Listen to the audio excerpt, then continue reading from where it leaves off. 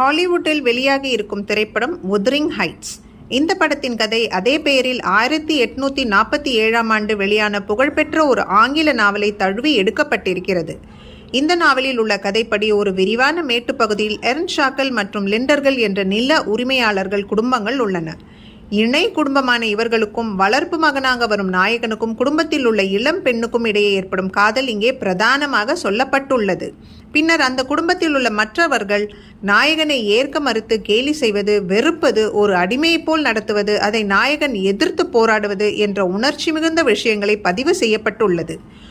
ஒரு கட்டத்தில் வீட்டை விட்டு வெளியேறும் நாயகன் சில ஆண்டுகள் கழித்து பெரும் பணக்காரனாக திரும்பி வந்து தன் மீது வெறுப்புணர்வை விதைத்தவர்கள் அனைவரையும் பழிவாங்கும் வகையில் இந்த கதை அமைந்துள்ளது. அதற்குள் அமானுஷ்யம், திகில், மர்மம் போன்ற விஷயங்களையும் வைத்து இந்த நாவல் எழுதப்பட்டிருந்தது. இந்த நாவலை அடிப்படையாக வைத்து அதில் இந்த காலத்திற்கு ஏற்ற வகையில் சில மாற்றங்களை செய்து படத்தை எடுத்து இருக்கிறார்கள்.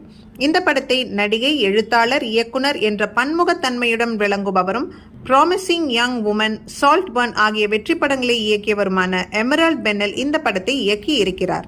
இந்த படத்தில் இயக்குனர் எமரால்ட் பென்னல் முக்கிய பட தயாரிப்பாளரும் நடிகையுமான மார்கோட் ராபி முதன்மை கதாபாத்திரத்தில் ஏற்றிருக்கிறார்.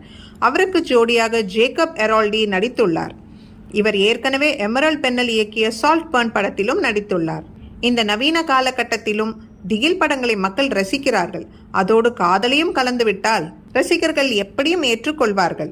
அந்த கணக்கை வைத்துதான் வுதரிங் ஹைட்ஸ் நாவலை இயக்குனர் எமரால்ட் பென்னல் தேர்ந்தெடுத்திருப்பதாக ஹாலிவுட் வட்டாரங்கள் கிசுகிசுக்கின்றன. இந்த படத்தில் திகில், மர்மம் இருந்தாலும் காதலை திகட்ட கொடுத்திருப்பதுடன் அந்த காதல் தரும் இன்பத்தையும் துன்பத்தையும் கூட உணர்வுகளால் கடத்தி இருக்கிறாராம். இந்த படத்தின் ட்ரெய்லரிலும் அதை நம்மால் பார்க்க முடிகிறது.